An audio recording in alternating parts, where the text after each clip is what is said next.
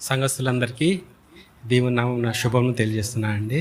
అలాగే ఈ రాత్రికాల సమయంలో ఈ ప్రార్థన కూడికలో మీ ముందు నిలబడి ఇదిగో ఈ దేవుని వాక్యాన్ని మాట్లాడడానికి ఇచ్చిన ఈ తరుణాన్ని బట్టి సంఘ పెద్దలందరికీ కూడా కృతజ్ఞతలు తెలియజేస్తున్నానండి. అలాగే మన పరమ తండ్రి అయిన దేవుడు ఇంతవరకు నన్ను తోడుకుని వచ్చి ఇదిగో ఈ విధంగా నేను సత్యాన్ని నేర్చుకున్న ఈ చర్చలో నిలబడి దేవుని వాక్యానికి చెప్పడానికి నాకు ఇచ్చిన ఈ కృపను బట్టి దేవునికి కూడా వేలాది కృతజ్ఞతలు తెలియజేసుకుంటున్నానండి. ఈరోజు లూకాసు వార్త 15వ అధ్యాయము 11 నుంచి 16 వచనాలు చదువుకుందామండి. మరియు ఆయన ఇట్లా నేను ఒక మనుష్యునికి 2 కుమారులుండిరి. వారిలో చిన్నవాడు తండ్రి ఆస్తిలో నాకు వచ్చు భాగమని తన తండ్రిని అడగగా అతడు వారికి తన ఆస్తిని పంచిపెట్టాను. కొన్ని దినములైన తరువాత ఆ చిన్న కుమారుడు సమస్తము కూర్చుకొని దూరదేశములకు ప్రయాణమైపోయి అచ్చట తన ఆస్తిని దుర్వ్యాపారము వలన పాడు చేశాను.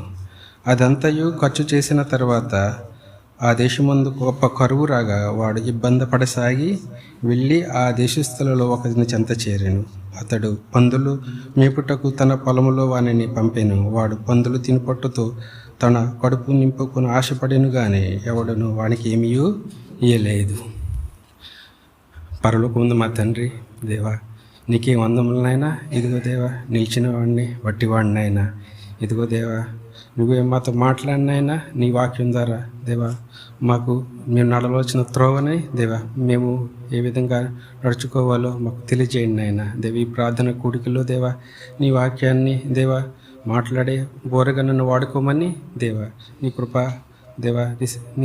కృప మాపై ఉంచమని దేవా మీ వాక్యానుసారంగా మా జీవితాన్ని సరిచేసుకుని కృపను మాకు దయచేయమని సర్వశక్తిమంతుడు ప్రియకుమారుడు ప్రభువైన యేసుక్రీస్తు వారి అతి శ్రేష్టమైన నామమున వేడుకొని ప్రార్థిస్తున్నాం తండ్రి, ఆమేన్. ప్రియమైన సంఘస్థులారా, ఇదిగో ఈ తప్పిపోయిన కుమారుడు గురించి మనం చాలాసార్లు వినుంటాము. అయితే ఈ వాక్యం ద్వారా దేవుడు నాతో మాట్లాడిన విషయాలు నేను మీతో పంచుకోవాలని ఆశపడుతున్నాను. ఈ వాక్య భాగంలో మొత్తము 3 భాగాలు ఉన్నాయండి. మొట్టమొదటి భాగం ఏంటంటే 12వ వచనం. వారిలో చిన్నవాడు తండ్రి ఆస్తిలో నాకు వచ్చు భాగమని తన తండ్రిని అడుగగా అతడు వానికి ఆస్తి పంచిపెట్టాను. ఒక తండ్రి ఈ కుమారుడికి మధ్య జరిగే ఇది ఒక సంభాషణ అండి. ఇది మన నిత్య జీవితంలో కూడా మనకి తండ్రి కుమారుడి మధ్య సంభాషణ జరుగుతూ ఉంటుంది ఇప్పుడు కూడా. అయితే మనకి ఎప్పుడైనా మనకి కుమారుడు కానీ కుమార్తె కానీ పుడితే మనం ఏం చేస్తామండి, మొట్టమొదటిగా సంతోషపడతామండి. అంతేకాదు ఈ సంతోషాన్ని మనము మన బంధువులతో పంచుకుంటాము, అలాగే స్నేహితులతో పంచుకుంటాము, మన పొరుగు వారితో పంచుకుంటాము. అందరితో పంచుకొని మనం ఏం చేస్తామండి, నాకు కుమారుడు జన్మించాడు లేదంటే కుమార్తె జన్మించిందని మనము గొప్పగా సంతోషపడతామండి. దాంతోపాటు మన చుట్టుపక్కల వాళ్ళందరూ కూడా మనతో పాటు ఏం చేస్తారండి, సంతోషపడతారు. రెండవదిగా ఏం చేస్తామండి, మనకి ఏమైనా సంతానం కలిగినప్పుడు విందు చేస్తామండి. ఏం చేస్తామండి, విందులు చేస్తాం. మొట్టమొదటి విందు ఎప్పుడు స్టార్ట్ అవుతుందండి, మన పిల్లోడిని ఉయ్యాల్లో వేసినప్పుడు మొట్టమొదట విందు చేస్తామండి. ఆ విధంగా ఏంటంటే తర్వాత ఏం చేస్తామండి, పిల్లోడిని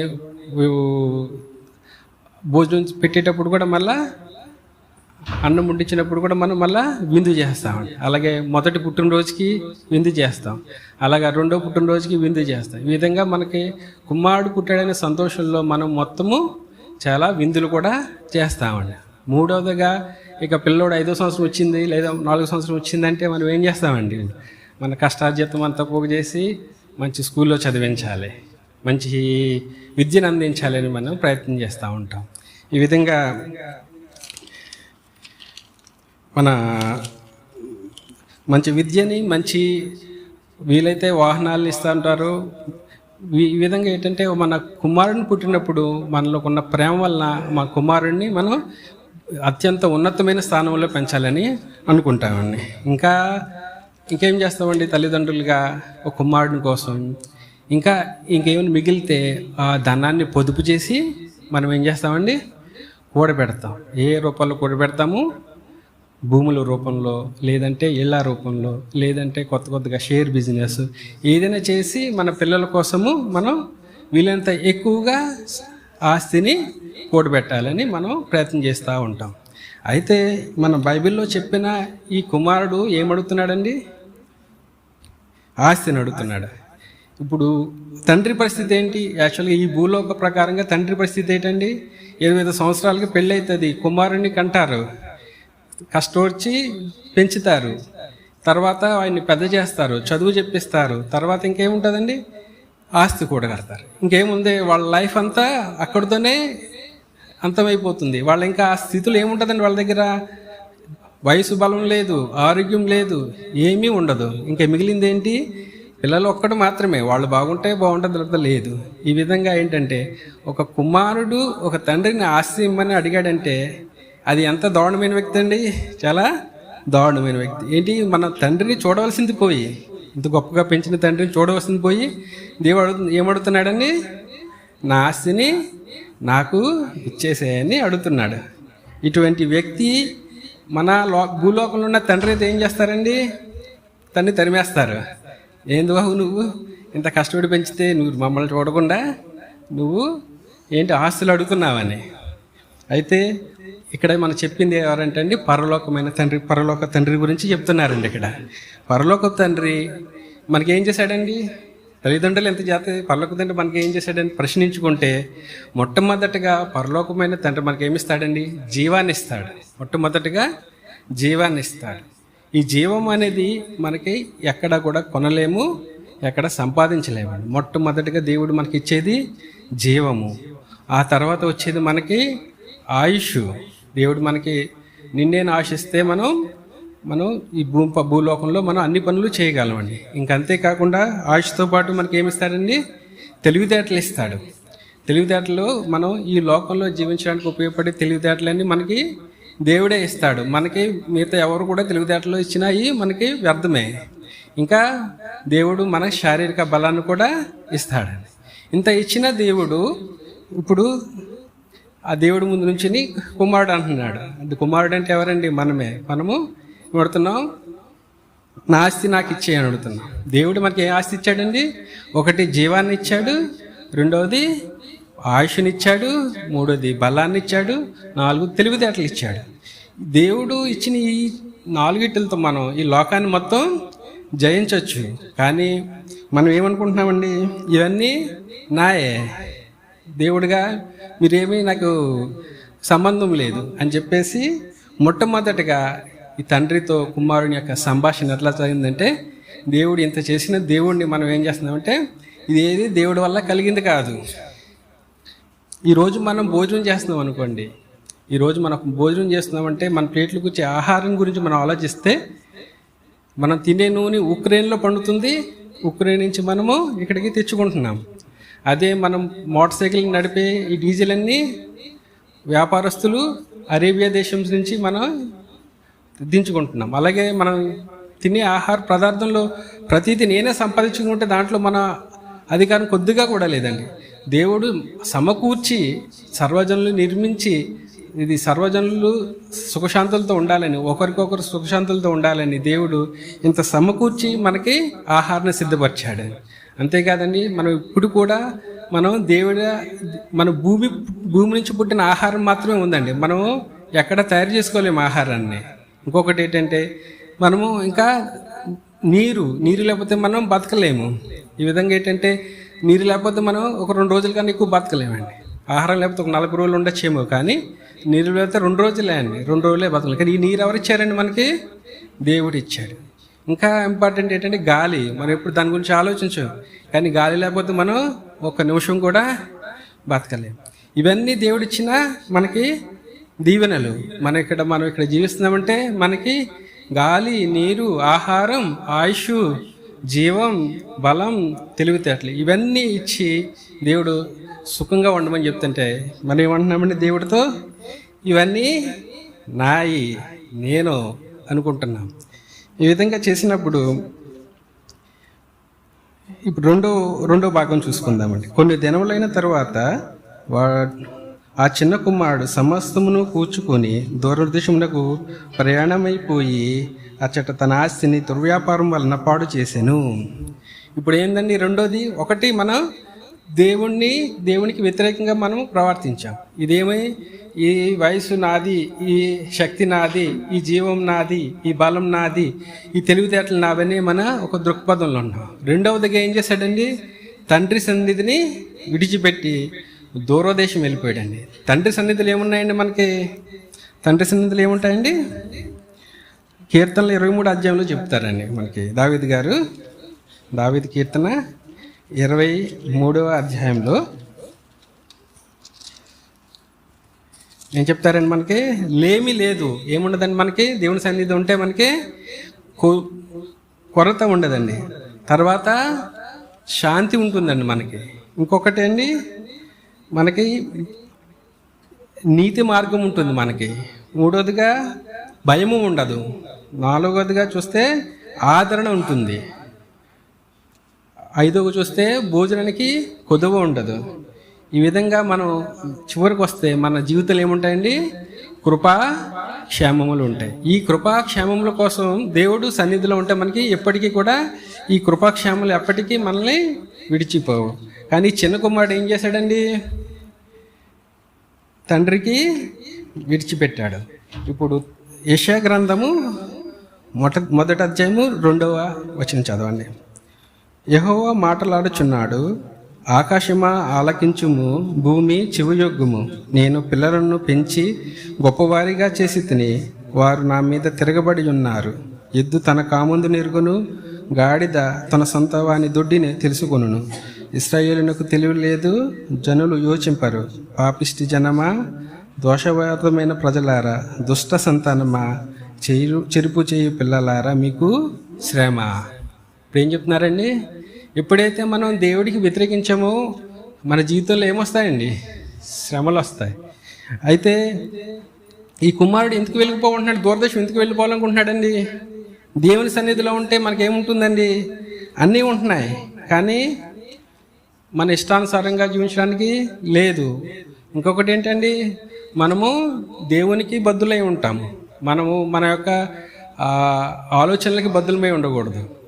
అయితే ఒక కుమారుడు ఒక తండ్రిని కానీ ఊరిని కానీ వెళ్ళిపోతున్నాడంటే ఆ ఊరిలో ఉంటే ఆ కుమారుడికి క్షేమము. అందు గురించి ఆ కుమారుడు అక్కడ ఉన్నాడు అనుకోండి, ఏదైనా కుమారుడు ఒక గ్రామంలో ఉన్నాడు అనుకోండి, వాళ్ళ తండ్రులను చూసి వాడు చెడిపోకుండా కూడా వాళ్ళు కాపాడతారు. ఇప్పుడు ఎవరైనా కుమారుడు ఏదో జోదానికి దగ్గరికి వెళ్ళాడు అనుకోండి, ఒరే బాబు, మీ తండ్రి చాలా మంచివాడు, నువ్వు ఇటు రావాల్సిన పని లేదు, నువ్వు వెళ్ళిపో, మీ నాన్నగారు చాలా మంచివాడు అని చెప్తారు. అంతేకాకుండా ఎక్కడ తాగుడికి వెళ్ళాడు అనుకోండి, అక్కడ కూడా వాళ్ళ నాన్నగారిని చూసి ఏం చేస్తారండి? బాబు, ఇది నీకు రావాల్సిన ప్రదేశం కాదు. ఆ విధంగా ఏం చేస్తారంటే ఎటువంటి చెడు పని చేయాలన్నా సరే ఆ దేవుని యొక్క సన్నిధి లేదా ఆ తండ్రి యొక్క ఆ ఊరిలో ఉంటే ఏమవుతుందండి? మనకి కాపుదల ఉంటుంది, చెడిపోవడానికి ఛాన్స్ ఏమి ఉండదు. మన ఇష్టానుసారంగా జీవించడానికి కూడా మనకి ఎటువంటి ఛాన్స్ ఉండదు. అందుగురించి ఈ కుమారుడు ఏం చేస్తున్నాడండి? దూరంగా వెళ్ళిపోయాడు, దూరదేశము వెళ్ళిపోయాడండి. ఈ దూరదేశంలో వెళ్ళిపోయినప్పుడు అతని యొక్క మనసు ఎలాగుందో చూడండి. మార్కు సువార్త 7వ అధ్యాయము 21వ వచనం.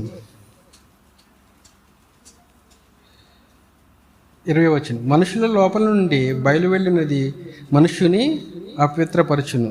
లోపల నుండి అనగా మనుషుల హృదయంలో నుండి దురాలోచనలు, జారత్వము, దొంగతనములు, నరహత్యలు, వ్యభిచారములు, లోభములు, చెడుతనము, కృత్రిమమును, కామ వికారమును, మత్సరమును, దేవదూషణయు, అహంభావము, అవివేకము వచ్చును. ఇవన్నీ ఏ లక్షణాలు ఉన్నాయో ఈ లక్షణాలన్నీ కలిగి ఉండాలంటే అతను ఆ ఊర్లో ఉంటే చేయలేడు. అందుగురించి ఏం చేశాడండి? వాళ్ళు దూరదేశానికి వెళ్ళిపోవాలని చూసుకున్నాడు. ఇప్పుడు దేవిచ్చిన ఆశీర్వాదాలు తీసుకున్నాడు. తన యొక్క ఆస్తులన్నీ కూడగట్టుకుని ఇప్పుడు ఎక్కడికి వెళ్ళిపోయాడండి? దూరదేశానికి వెళ్ళిపోయాడు. ఇప్పుడు 3వ భాగం చూసుకుందామండి. లూకా సువార్త 15వ అధ్యాయం.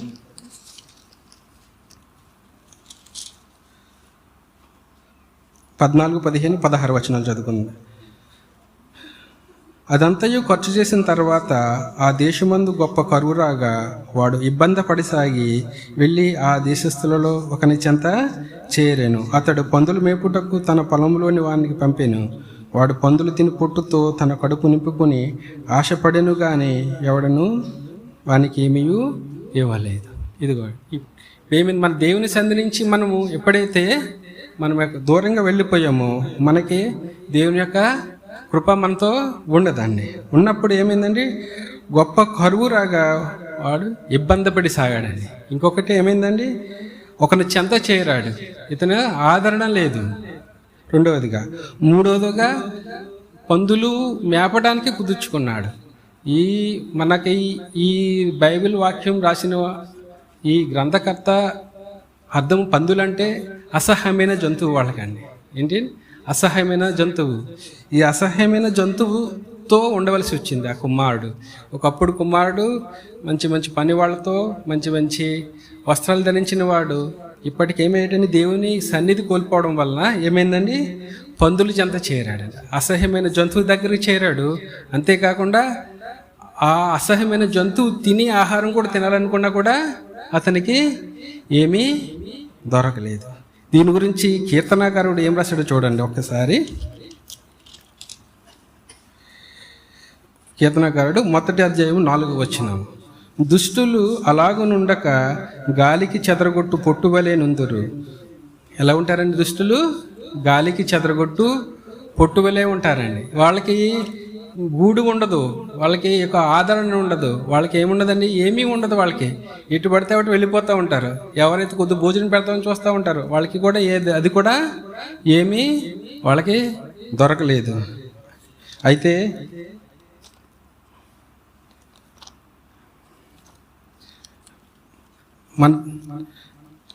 ఇవన్నీ గుర్తొచ్చినాయి తర్వాత 3 విషయాలు నేను చెప్పానండి. ఒకటే, మొట్టమొదటిగా దేవునిచ్చిన కృపలని, దేవుడిచ్చిన ఆశీర్వాదాలని నాయే అనుకున్నాడు మొట్టమొదటిగా. 2, దేవుని సన్నిధి నుంచి దూరంగా పారిపోయాడు. మొట్టమొదటిది ఒకటి, దుష్ట జనాంగమైన ఆలోచనలు వచ్చినాయి మొట్టమొదటిగా. దానివల్ల రెండవదిగా అతనికి శ్రమలు వచ్చినాయి. ఇప్పుడు హీనస్థితికి దిగజారిపోయాడు మూడవ స్థితిగా. అయితే కుమారుడు అట్లానే ఉండిపోయాడంటే అట్లా ఉండిపోలేదు. మన బైబిల్ ఎందుకు రాశాడంటే దీనికోసమే రాశాడు. ఇప్పుడు వరకు మనం చదివిన దాని గురించి కాదు, కానీ ఈ తర్వాత వచ్చిన గురించి రాశాడండి.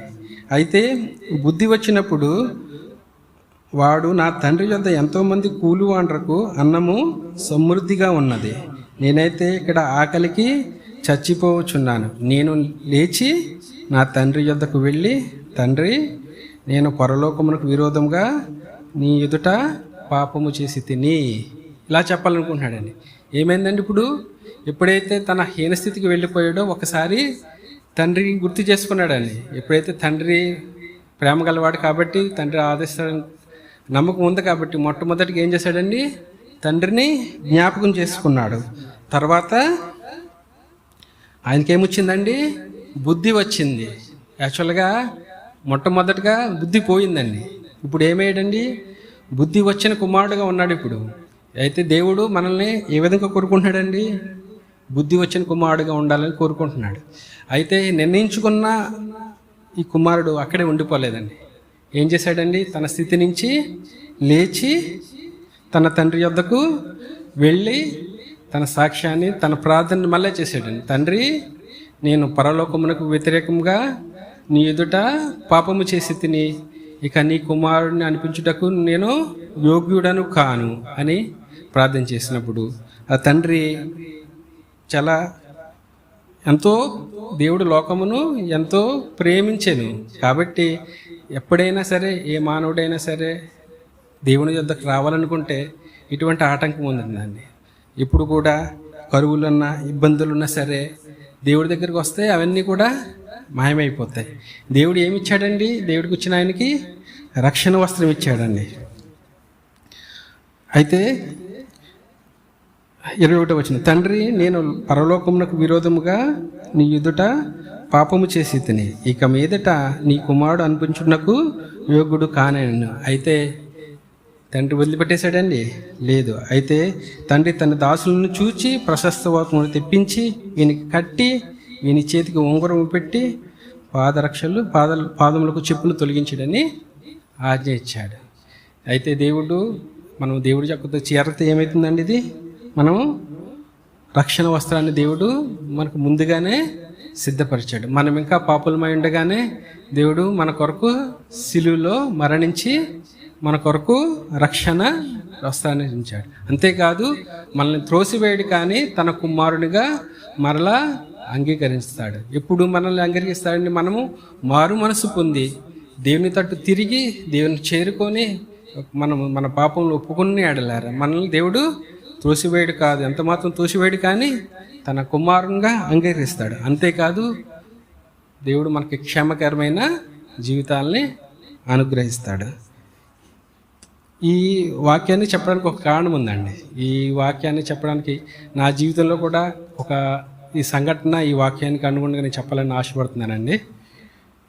నేను ఇంటర్మీడియట్ చదువుతున్నప్పుడు పెద్దల దయ వలన, దేవుడి దయ వలన నేను ఏం చదువుకున్నా దేవుడు నాకు మంచిగా సహాయం చేసేవాడండి. ఈ చుట్టుపక్కల 40 గ్రామాల నుంచి మేము ఇంటర్ కాలేజీలు చదువుకునేవాళ్ళం అండి. 40 కాలేజీల నుంచి ఇంచుమించుగా 250 మంది చదువుకున్నామండి. దాంట్లో ఎంపీసీ గ్రూప్లో 150 మంది చదువుకునేవాళ్ళం అండి. అయితే ఈ 150 మందిలో ఎంపీసీ గ్రూప్ అంటే చాలా కష్టతరమైన గ్రూప్ అనమాట అండి. ఆ ఎంపీసీ గ్రూప్ పాస్ అవ్వాలంటే పొద్దున్న 4 లేసి ట్యూషన్కి వెళ్ళాలండి. లెక్కలకి ట్యూషన్కి వెళ్ళాలండి, కెమిస్ట్రీకి ట్యూషన్కి వెళ్ళాలి, ఫిజిక్స్కి ట్యూషన్కి వెళ్ళాలి, ఇంగ్లీష్ ట్యూషన్ వెళ్ళాలి. ఇక్కడ నా తోటి వాళ్ళందరూ పొద్దున్న 4 బయలుదేరి సైకిల్ మీద నిడదోలు వెళ్ళి షిఫ్ట్ల వారీగా ట్యూషన్కి అటెండ్ అయ్యి పాస్ అయితే వాళ్ళకి 2nd క్లాసు అలాగ వచ్చిందండి. అయితే మా కాలేజీలో వచ్చిన మొత్తం ఫస్ట్ క్లాసులో 5 అండి. 150 మందికి 5 మాత్రమే ఫస్ట్ క్లాస్ వచ్చినాయండి. నాకైతే 5లో దేవుడి దయ వల్ల, తల్లిదండ్రులు ఇచ్చిన క్రమశిక్షణ వల్ల నాకు కూడా ఫస్ట్ క్లాస్ వచ్చిందండి. అదే సమయంలోనూ నేనేమనుకున్నానండి, ఇదంతా నా యొక్క గొప్ప అనుకున్నానండి. నేను గర్వించాను. ఏదో నేను చాలా తెలివైనోడిని, నేను ఏదైనా చేయగలను అనే ఆ గర్వంతో ఇదంతా నా గొప్పదేని అనుకుని నేను భ్రమపడి నేను నా ఉద్దేశాలతో నేను జీవించాలని మొదలుపెట్టానండి. 1 రోజు జీవించానండి, 2 రోజులు జీవించాను. అయితే నేను చేసిన ఆలోచనలన్నీ నా తల్లిదండ్రులు ఆలోచనలకు వ్యతిరేకంగా ఉన్నాయండి. అలాగే దేవుడి చిత్తంలో లేవు. కాబట్టి ఎన్ని ప్రయత్నాలు చేసినా, మొదటి రోజు చేశానండి, విఫలమైంది. 2వ రోజు చేశాను, విఫలమైంది. 3వ రోజు చేశాను, విఫలమైంది. ఎన్ని ప్రయత్నాలు చేశాను. రోజులు గడిచిపోయి, వారాలు గడిచిపోయాయండి, అలాగే సంవత్సరాలు కూడా గడిచిపోయి. ఈ విధంగా నేను అనుకున్నది ఏది కూడా సాధించలేకపోయానండి. చివరికి 4 సంవత్సరాల తర్వాత ఒక నిర్ణయానికి వచ్చానండి. అప్పటికి దేవుడిచ్చిన ఆరోగ్యం పోయిందండి, దేవుడిచ్చిన బలం పోయిందండి, దేవుడిచ్చిన శక్తి పోయింది, అన్నీ పోని తల్లిదండ్రులతో సరిగ్గా మాట్లాడే స్థితిలోకి వెళ్ళిపోయానండి. అయితే చివరిగా ఇక ప్రతి జనంతో పాటు పుట్టేది ఏంటండి, మరణం పుడుతుంది. అయితే మరణం ఎప్పటికైనా అది మనల్ని చేరే వరకు మనం ఉంటాం. అది మనం చేరిందంటే మనం ఈ భూలోకం విడిచి వెళ్ళిపోవాలి. అయితే ఆ సమయంలో ఆ మరణం నాకు చాలా దగ్గరికి వచ్చిందని అనిపించిందండి. ఇంకా నేను ఒక 2-3 రోజుల కన్నా, 2-3 నెలల కన్నా ఎక్కువ ఉండేమో అనిపించింది. అయితే నా ముందు జీవితం ఒకసారి నేను జ్ఞాపకం చేసుకున్నానండి. ఏంటి, నేను ఏం చేసినా నా తల్లిదండ్రులు మెచ్చుకునేవారు. నేనేం చేసినా మా తల్లిదండ్రులు గర్వకారణంగా ఉండేది, నేను పాస్ అయినా సరే అని చెప్పి. ఇక నేను అయిపోతాను, కానీ అట్లీస్ట్ ఈ మరణమయ్యే ముందు ఒక మంచి పని, నా తల్లిదండ్రులు శభాష్ అనిపించుకోవడంలో ఒక మంచి పని చేసైనా చనిపోవాలని అప్పుడు నేను తీసుకుని ప్రార్థన చేయడం మొదలుపెట్టానండి. అయితే దేవుడు నా అల్పమైన కోరిక తీర్చాడండి.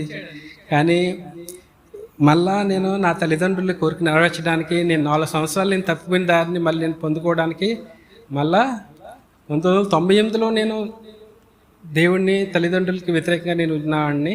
2003లోంచి మళ్ళా నేను దేవుళ్ళకి వచ్చానండి. దేవుడు చాలా నన్ను ఆదరించాడండి. నా కోరిక నేను నా తల్లిదండ్రులని సంతోషపెట్టాలని తెలియదు కానండి, నా ప్రయత్నం అయితే నేను చేశానండి.